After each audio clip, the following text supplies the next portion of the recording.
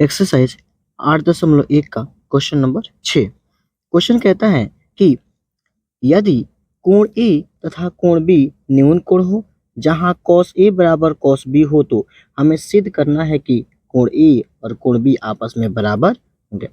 चलिए देखिए यहाँ पे आपको समझाते हैं। देखिए यहाँ पे कोण ए और कोण बी दोनों को न्यून कोण दिया है। तो ये जो त्रिभुज होता है, इस त्रिभुज का ये जो दोनों कोण होता है यही न्यून कोण होता है। और ये जो तीसरा भुजा है, तीसरा कोण है, ये तीसरा कोण समकोण होता है। तो यहाँ पे चूंकि ए और बी न्यून कोण है इसलिए इसको हम ए माने हैं और इसको बी माने हैं। इसको बी न माने हैं क्योंकि यह समकोण हो जाएगा, इसको बी मान लिए क्योंकि यही न्यून कोण है, और तीसरा जो बच जाएगा हमारे पास समकोण हो जाएगा सी। तो यहाँ पे cos ए बराबर cos बी दिया हुआ है, तो हमें क्या सिद्ध करना है कि कोण ए बराबर कोण बी होगा। चलिए यहाँ पे देखते हैं।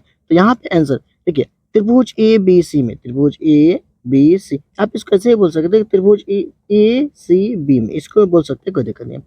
कोण ए तथा कोण बी न्यून कोण है।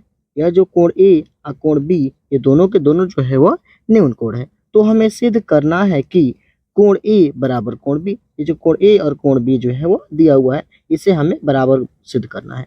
चलिए शुरू करते हैं। यहाँ पे अगर हम देखते हैं तो दिया हुआ है cos ए बराबर cos बी, यहाँ पे दिया हुआ है, दिया है। आप यहाँ पे अगर हम कहें तो cos का फॉर्मूला होता है, ध्यान से समझिएगा, बहुत इंपॉर्टेंट है।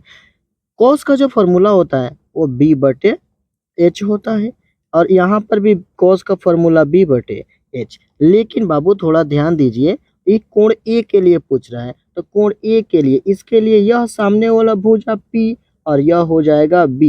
तो यहाँ पे अगर b का मान पूछे तो कितना हो जाएगा a c। तो यहाँ पे b के जगह पे लिख सकते हैं a c। अब बटे h तो नहीं बदलता है, यही h है, तो a b, h का मान कितना हो जाएगा a b बराबर। अब देखिए cos b इसके लिए, तो इसके लिए सामने वाला भुजा यह p हो जाता है और यह b हो जाता है, अर्थात इसके लिए देखें तब हमारा b का मान bc, b का मान कितना आ जाएगा bc। अब बटे h का मान कितना आ जाएगा हमारा, वो तो नहीं बदलेगा, a b। यहाँ पे अगर हम देखते हैं तो ए बी से ए बी हमारा क्या हो जाएगा, कैंसिल हो जाएगा। तो नीचे क्या बचेगा, ए सी बराबर बी सी, अर्थात हमारा यह ए सी और यह बी सी दोनों आपस में बराबर होंगे। देखिए त्रिभुज का नियम कहता है कि यदि किसी भी त्रिभुज का अगर दो भुजाएं आपस में बराबर होंगे तो उनका जो संगत दोनों न्यून कोण होगा, ये दोनों न्यून कोण भी आपस में बराबर होगा। इसलिए हम लिख सकते हैं कि कोण ए बराबर कोण बी। एक कहा कोण ए बराबर कोण बी, क्यों?